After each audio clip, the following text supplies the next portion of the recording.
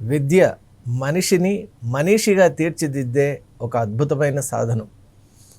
తెలంగాణ ఆవిర్భావమైన తర్వాత అనేక రంగాల్లో విస్తృతమైనటువంటి మార్పులు, గణనీయమైనటువంటి ఒక ప్రగతి పథంలోకి మనం వెళ్ళాలనే ఒక సంకల్పంతో వచ్చిన ప్రభుత్వాలన్నీ కూడా ఏకతాటిపై వెళ్తున్నటువంటి నేపథ్యంలో విద్య అనేటువంటిది కొత్త హంగులు ఇప్పుడు ఈ కాంగ్రెస్ ప్రభుత్వం యొక్క హయాంలో రూపుదిద్దుకుంటోంది.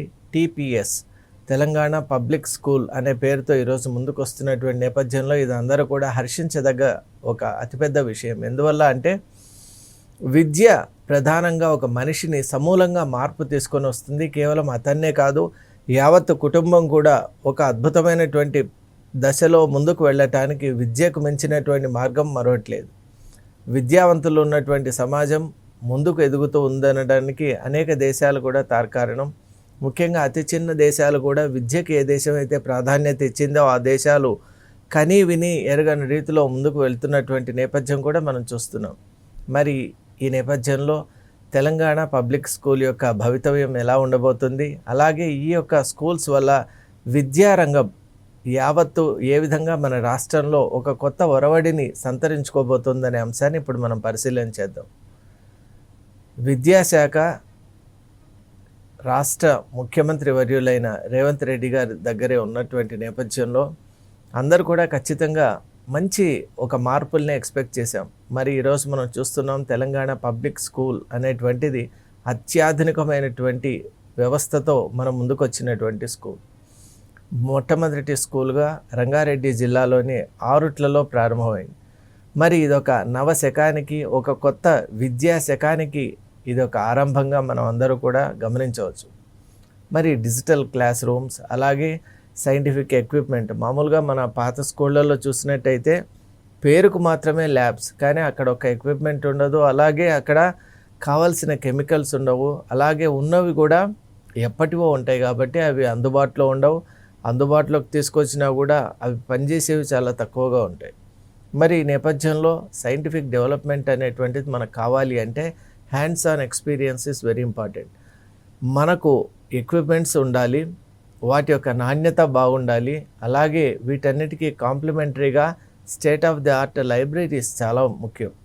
ఒక మనిషి ఎదగాలంటే అక్షరాన్ని ఎవరైతే నమ్ముకుంటారో వాళ్ళు అతి గొప్ప అందలాలను ఎక్కుతారనడంలో ఏమాత్రం కూడా సందేహం లేదు. ఎందువల్ల అంటే అక్షరమే మనిషికి నిజమైనటువంటి ప్రాణాన్ని ఇస్తుంది, ఒక ఆలోచన శక్తిని ఇస్తుంది, దేశాన్ని ముందుకు తీసుకుపోగలిగినటువంటి యావత్తు ప్రపంచాన్ని నడిపించే ఒక శక్తిని కూడా ప్రసాదిస్తుంది. కాబట్టి ఈరోజు అక్షరానికి నిలయంగా సరస్వతి కటాక్ష ఆలయాలుగా టీపీఎస్లు ఉంటాయని రేవంత్ రెడ్డి గారు చెప్పడం చాలా ముదావహం.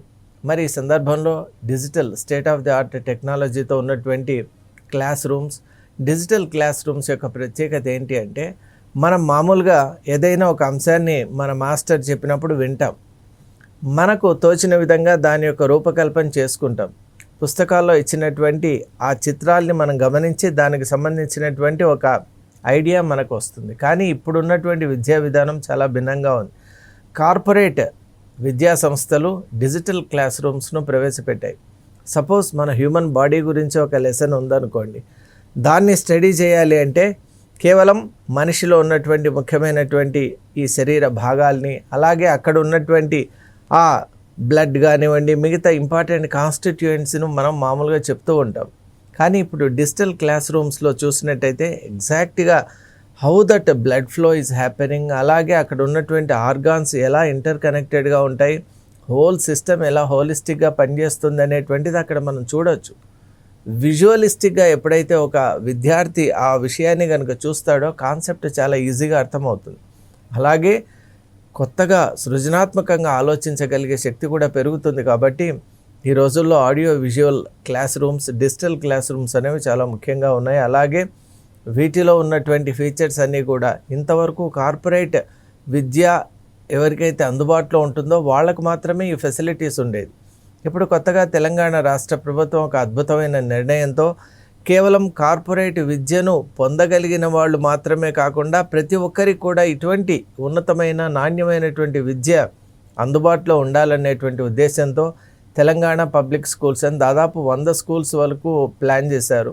ఒక్కొక్క స్కూల్కు ఎక్స్పెండిచర్ అవుట్లే కూడా 60 కోట్ల వరకు, అంటే 60 crore ఒక ఎక్స్పెండిచర్ అవుట్లేతో వీటిని ప్రారంభిస్తూ ఉన్నటువంటి నేపథ్యంలో ఈరోజు తీసుకున్నటువంటి నిర్ణయం చాలా ఒక అద్భుతమైన నిర్ణయం. ఎందువల్ల అంటే చాలామంది ఒక స్థాయికి చెందినటువంటి వాళ్ళు, అలాగే ఈ కార్పొరేట్ విద్యను అందుకోలేని వాళ్ళందరూ కూడా డెఫినెట్గా తమ పిల్లల యొక్క భవితవ్యం ఎలా ఉంటుందో అనే ఆందోళన ఉండేవారు. మరి ఈరోజు అటువంటి ఆందోళనకన్నిటికీ కూడా చెక్ పెడుతూ మన ముఖ్యమంత్రి తీసుకున్నటువంటి నిర్ణయం వల్ల సామాన్యునికి కూడా అత్యాధునికమైనటువంటి ఆ పాఠశాలల్లో తమ పిల్లలను చేర్పించి ఆ నాణ్యమైన విద్యను పొందే అవకాశం ఉంది. మరి డిజిటల్ క్లాస్ రూమ్సే కాదు, లైబ్రరీసే కాదు, అలాగే ఇక్కడ మనకున్నటువంటి ప్రత్యేకతలు ఏంటి అంటే ఈవెన్ కిచెన్ కూడా స్టేట్ ఆఫ్ ది ఆర్ట్ టెక్నాలజీతో ఉన్నటువంటి కిచెన్ రూపొందించడం చాలా ముఖ్యం.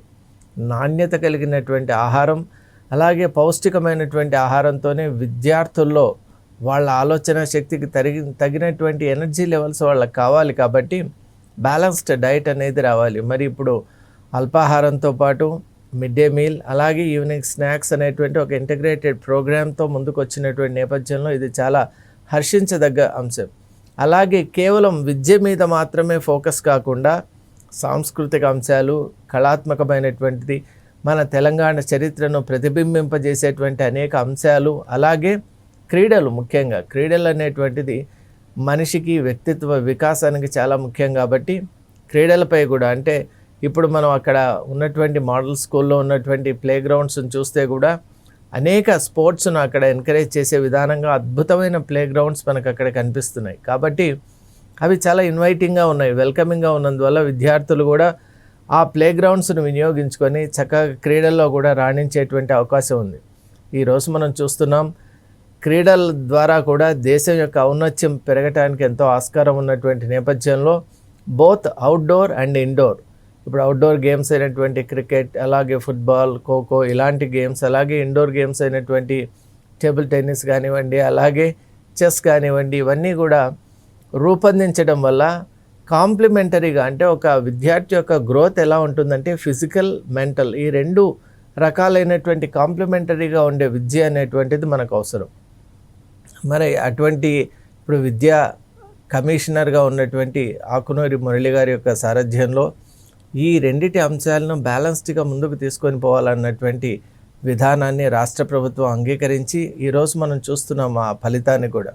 మరి అద్భుతంగా కొనసాగుతున్నటువంటి ఈ పథకంలో మరి అతి త్వరలోనే మరొక 4 స్కూల్స్, అంటే కంప్లీట్గా ఒక 4 స్కూల్స్, అలాగే 100 స్కూల్స్ వరకు కూడా ప్లాన్ చేశారు. దీనివల్ల కార్పొరేట్ స్థాయిలో ఉన్నటువంటి విద్యను అందించాలి.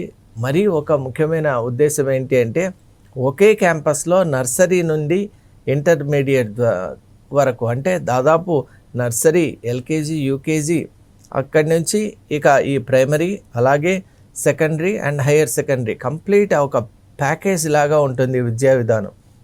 ఇక్కడ బోధన కూడా ఆంగ్ల భాషలో, అంటే ఇంగ్లీష్లో ఉండటం మరొక ప్రత్యేకత. ఎందువల్ల అంటే ఇంటర్నేషనల్గా ఈ విద్యార్థులు ఎక్కడైనా రాణించాలి అంటే ఇప్పుడు ఉన్నటువంటి అవకాశాలను అందిపుచ్చుకోవాలి అంటే ఆంగ్ల భాషలో ఉంటూ అట్ ది సేమ్ టైం మాతృభాష అయినటువంటి తెలుగు కూడా ప్రాధాన్యత ఇస్తూ ఈ యొక్క విద్యా విధానం ఉండటం అనేది అభినందనీయం.